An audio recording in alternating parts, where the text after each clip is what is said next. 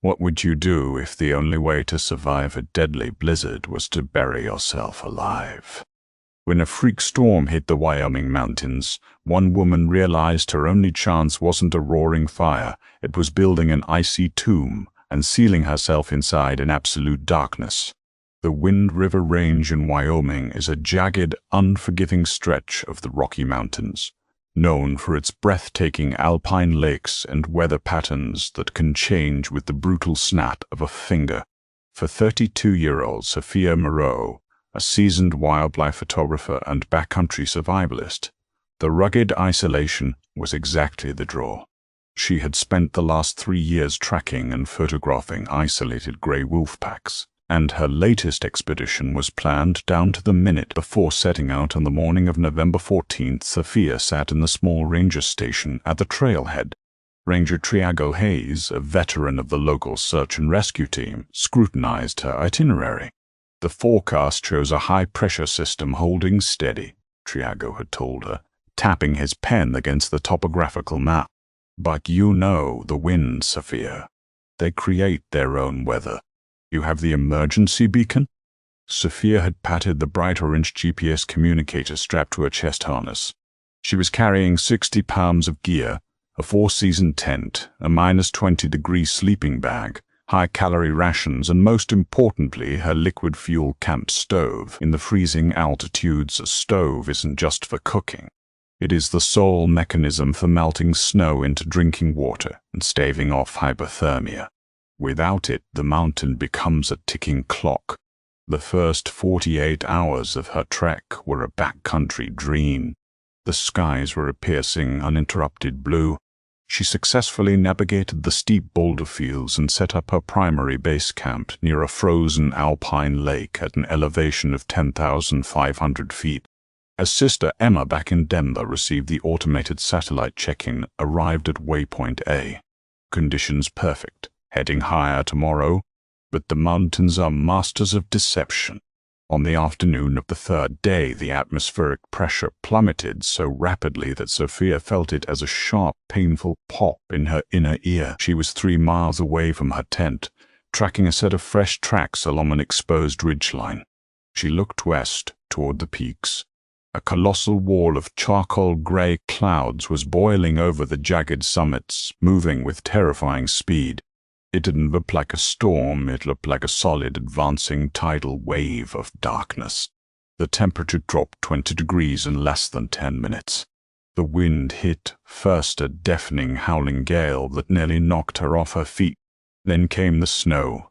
It wasn't the soft, drifting flakes of a winter postcard. It was a horizontal barrage of ice pellets driven by 50-mile-per-hour gusts that felt like birdshot against her exposed skin. Visibility was instantly reduced to less than 10 feet. A complete whiteout. Panic, the greatest enemy of any survivalist, clawed at her chest, but Sophia forced her breathing to slow. Rely on your training, she told herself. Get below the tree line. Find the camp. She turned and began the treacherous descent, relying entirely on the digital compass on her GPS device. The wind screamed through the granite crags, a sound so loud it physically rattled her ribcage. She was navigating a steep, rocky scree slope when the first catastrophic twist of fate occurred. A sudden, violent downdraft slammed into her back. Her heavy boots slipped on a patch of black ice hidden beneath the fresh powder. Sophia fell hard, twisting her knee, and began sliding uncontrollably toward the edge of a steep drop-off. Acting on instinct, she dug her ice axe into the frozen earth, arresting her fall just inches from a 30-foot plunge. She lay there gasping, her heart hammering against her ribs. But as she pulled herself up, the sickening sound of snapping metal reached her ears. During the tumble, the side pocket of her heavy pack had smashed directly into a jagged granite spire. Sophia frantically unclipped her pack and tore it open. Her heart plummeted into her stomach. The heavy-duty aluminum canister holding her liquid fuel had been completely crushed. The pressurized seal was blown, and the highly flammable liquid had entirely soaked into the surrounding fabric of her bag, evaporating instantly in the biting wind. She pulled out her stove apparatus. The metal tubing was bent and twisted beyond repair. There would be no hot meals. There would be no way to boil water. There would be no fire. She was at 10,000 feet. The temperature was plummeting toward 0 degrees Fahrenheit, and she was trapped in one of the most violent blizzards of the decade. As the freezing wind ripped the warmth from her body, Sophia realized the brutal truth. Her four-season tent, even if she could find it in the whiteout, would not be enough. Without a heat source to dry her sweat-dampened base layers, she would freeze to death in her sleeping bag before morning. The whiteout conditions worsened, turning the world into an opaque, disorienting gray void. Every step was a battle against the gale.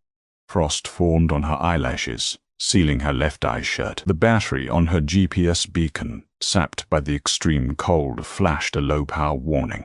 She tried to hit the SOS button, but the signal failed to connect through the dense atmospheric interference of the blizzard. She was entirely, desperately alone. The human body begins to shut down systematically when exposed to extreme cold. And first, the blood vessels in the extremities constrict, sacrificing the fingers and toes to keep the vital organs warm. Sophia could no longer feel her feet, and her hands, clad in thick Gore-Tex gloves, felt like clumsy wooden blocks. She knew she had less than an hour of daylight left, though the sun had long been obliterated by the storm. If she didn't find shelter immediately, the wind chill, now dipping past -30 Fahrenheit, would induce severe hypothermia. Her brain would fog. She would lie down in the snow out of sheer exhaustion, and she would simply go to sleep, never to wake up. Stumbling blindly along the base of a massive granite cliff, she felt the rock wall with her right hand, using it as a guide. Her gloved hand suddenly met empty space.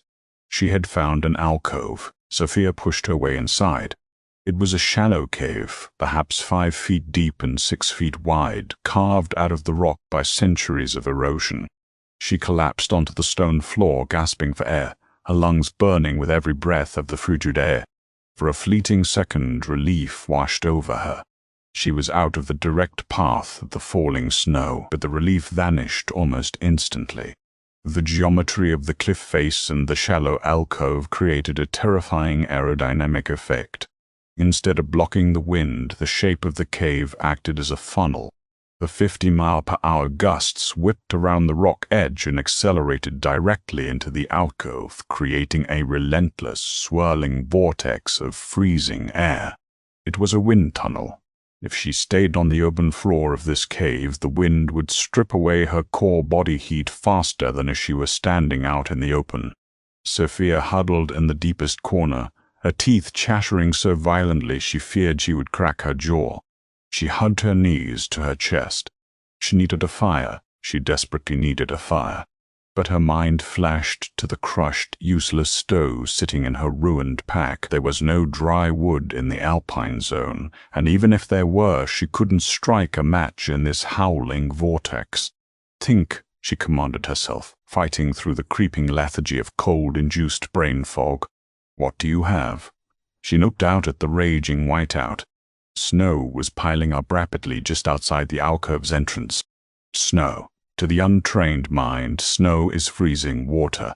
But to a survivalist, compact snow is a highly porous material trapped with microscopic pockets of air.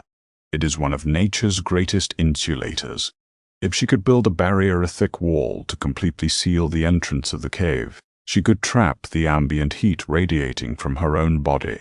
It was a massive gamble. She would be sealing herself into a pitch-black, freezing stone coffin. If the wall collapsed inward, she could be buried alive. If she sealed it too tightly, she could suffocate from carbon dioxide poisoning.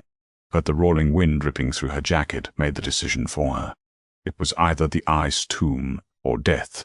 Sophia unstrapped the collapsible aluminum avalanche shovel from her pack. Her hands were shaking uncontrollably, making the simple task of extending the handle a monumental struggle. It took her 3 agonizing minutes to click the metal pins into place. She crawled to the entrance of the alcove. The snowdrift outside was already 3 feet deep and densely packed by the wind, perfect for quarrying. Using the sharp edge of the shovel, she began cutting large rectangular blocks of snow, each roughly the size of a cinder block. The physical exertion was torture. The muscles, starved of oxygen and warmth, screamed in protest. Every time she lifted a heavy block of compacted snow, her core temperature dropped a fraction of a degree. But she worked with a frantic, desperate rhythm. She laid the first row of snow bricks across the entrance of the alcove, leaving a small gap at the bottom for cold air to sink out. She packed loose powder between the joints, cementing them together. One row down, she crawled back out, cut more blocks and dragged them in. The wind battered her mercilessly. By the time the wall was waist-high, her vision was tunneling. The early stages of severe hypothermia were setting in. She found herself staring at a snow block for 30 seconds, unable to remember what she was supposed to do with it. "Keep moving," she croaked aloud, though her voice was instantly stolen by the wind. "Emma. Think about Emma. Think about—" She pictured her sister sitting in her warm Denver apartment. The thought of a police officer knocking on Emma's door was the only thing keeping Sophia's arms moving. She stacked the third row, then the fourth. The roaring sound of the wind began to muffle. The swirling vortex of ice inside the cave slowed down. It was working, but as the wall grew higher, the space to maneuver grew smaller. For the final rows, Sophia had to pull the heavy snow blocks inside the cave with her, stacking them from the inside. The light was failing rapidly. The cave was growing remarkably dark. She cut the final 3 bricks. The shoulders felt like they were torn from their sockets.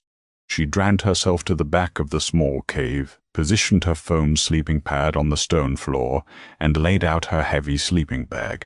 She arranged her remaining gear meticulously around her. She wouldn't be able to see anything once the final block was in place. Kneeling in the freezing gloom, she picked up the second-to-last brick and shoved it into the gap at the top of the wall. Only a small, head-sized hole remained. Through it she could see the violent, churning chaos of the blizzard outside. It looked like a completely different world, a hostile alien planet. Sophia picked up the final block of snow. Her hands hovered near the opening. A sudden, paralyzing wave of claustrophobia washed over her. Once she placed this block, she would be completely trapped under tons of rock and ice. No light, no fire, no rescue. Taking a deep, shuddering breath, Sophia shoved the final brick into the hole and packed the edges tight with snow. Instantly, the howling roar of the blizzard vanished, replaced by an absolute heavy silence. The faint gray light was extinguished. She was plunged into a darkness so complete, so suffocating, that she couldn't see her own hand touching her nose. She was buried alive, and the real fight for survival was only just beginning. The darkness inside the sealed alcove was not just an absence of light, it was a heavy, suffocating physical presence. Without a single photon reaching her retinas, Sophia's brain immediately struggled to orient itself in space. The silence, too, was absolute save for the ragged, shallow sound of her own breathing and the frantic drumming of her heartbeat echoing in her ears. She had achieved her primary objective. The merciless wind chill had been banished. The ambient temperature inside her makeshift snow cave was stabilizing at around 30 degrees Fahrenheit. While still freezing, it was nearly 60 degrees warmer than the lethal wind tunnel outside. The snow blocks were effectively trapping the radiant heat of her body. But survival in an extreme cold environment is a game of grim mathematics, and Sophia's core temperature was already dangerously in the red. Operating entirely by touch in the pitch black, she forced her numb, unresponsive fingers to unzip her heavy parka. It felt counterintuitive, almost suicidal, to remove layers in a freezing cave, but it was a non-negotiable rule of winter survival. Her base layers were damp with sweat from the grueling physical labor of building the wall. If she climbed into her -20 degrees sleeping bag wearing damp clothes, the moisture would freeze against her skin, drawing heat away from her vital organs and killing her before morning. She stripped down to her bare skin, shivering so violently she repeatedly bit her own lip. Her fingers fumbled blindly, pulling dry wool thermals from her waterproof dry bag. She wrestled herself into the dry clothes, then shimmied into the thick, down-filled mummy bag, pulling the drawstring tight around her face until only her nose and mouth were exposed. Then came the worst part. She had to pull her frozen, sweat-soaked outer layers into the sleeping bag with her. It was the only way to thaw them for tomorrow. The icy fabric pressed against her legs, sending agonizing shocks of cold through her nervous system, forcing her body to burn precious calories just to counteract the intrusion. Hours bled into a formless, invisible void. Time ceased to exist, without the visual cues of a rising or setting sun, and afraid to waste the remaining 5% battery on her frozen GPS watch by illuminating the screen. Sophia became a prisoner of her own mind by the second day, or what she assumed was the second day based on the gnawing emptiness in her stomach. A new, vicious enemy emerged: dehydration. Breathing heavily in high altitude, freezing air strips the body of moisture at an alarming rate. Without her crushed stove, Sophia had no way to boil water. Her only option was a desperate, dangerous gamble. She packed her insulated metal water bottle with loose snow from the cave floor, sealed it, and shoved it deep into her sleeping bag, wedging it tightly between her bare thighs. She was forcing her body to act as a furnace, sacrificing her own core heat to melt the snow. It was an excruciatingly slow process. It took 3 hours of shivering to produce just 4 ounces of icy, metallic-tasting water. She drank it greedily, only to pack the bottle with snow and start the torturous process all over again. As the hours dragged on, the physical isolation began to fracture her sanity. Auditory hallucinations triggered by extreme sensory deprivation and the creeping edge of hypothermia flooded the dark cave. She heard her sister Emma laughing from the corner of the alcove. The sound was so vivid, so terrifyingly real, that Sophia snapped up in her sleeping bag, reaching a hand into the blackness. "Emma," she croaked, her voice dry and raspy. Only the heavy, dead silence answered her. Then, on what must have been the third night, a far more insidious threat than the cold began to take hold. Sophia woke from a fitful sleep with a crushing, blinding pain behind her eyes. Her chest heaved, desperate for air, yet every breath felt entirely useless, as if her lungs were filling with sand. A wave of intense nausea washed over her, accompanied by a heavy, dizzying lethargy that begged her to just close her eyes and drift away. Her survival training slammed through the brain fog like a physical blow. Hypercapnia, carbon dioxide poisoning. In her desperate haste to seal the cave, she had built the snow wall too perfectly. The icy bricks, combined with the freezing moisture from her own breath, had fused together, creating a nearly airtight tomb.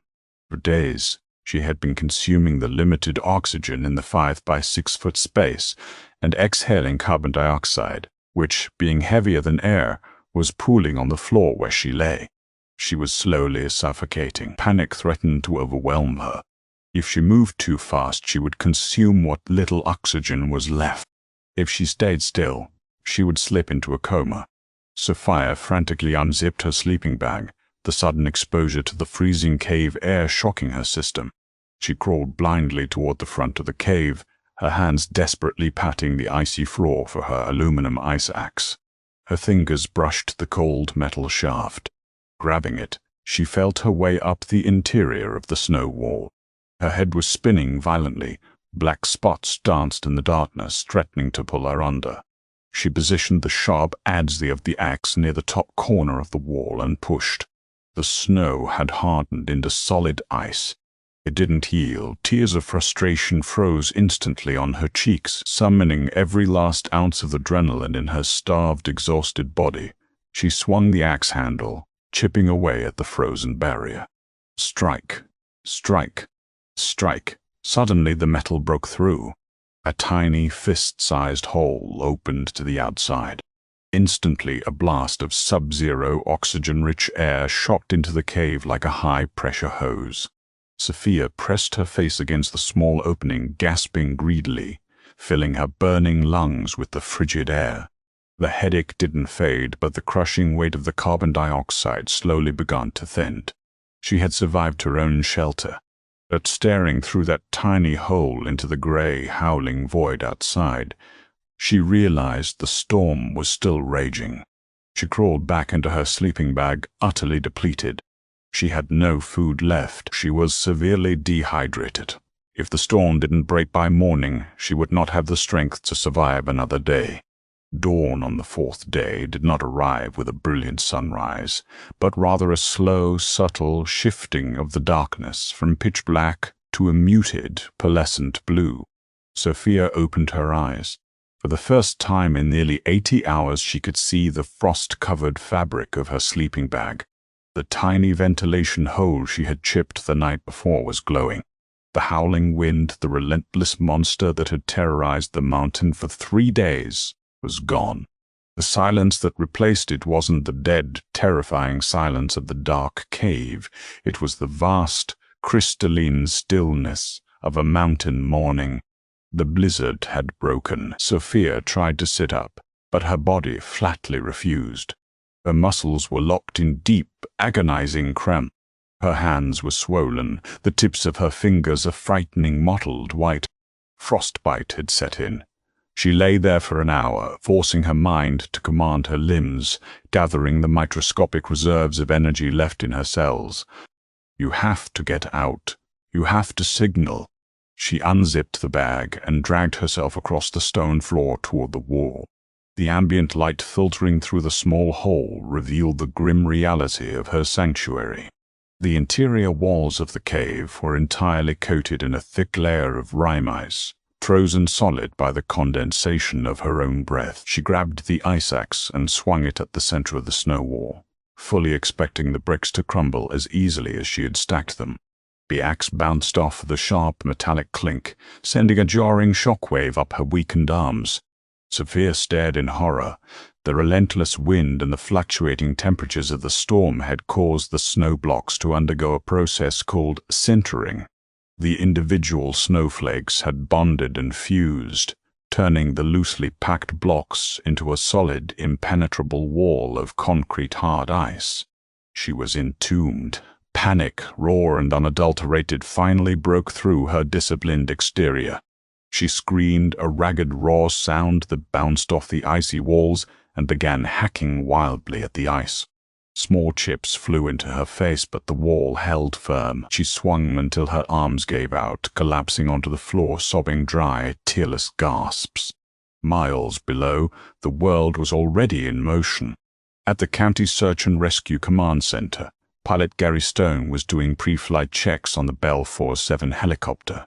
Beside him, paramedic Laura Higgins was reviewing the topographical maps. They had been grounded for 3 days. The window for a rescue had long passed. They were now flying a recovery mission. Her beacon last pinged at 10,500 feet, right along the granite ridge, Laura said, tracing a line on the map. But with the wind speeds we saw, the drift could have buried her under 10 feet of powder. Gary nodded grimly, pulling on his headset. We'll fly a grid, but we're looking for a needle in a 1,000-square-mile haystack of white. I'm all...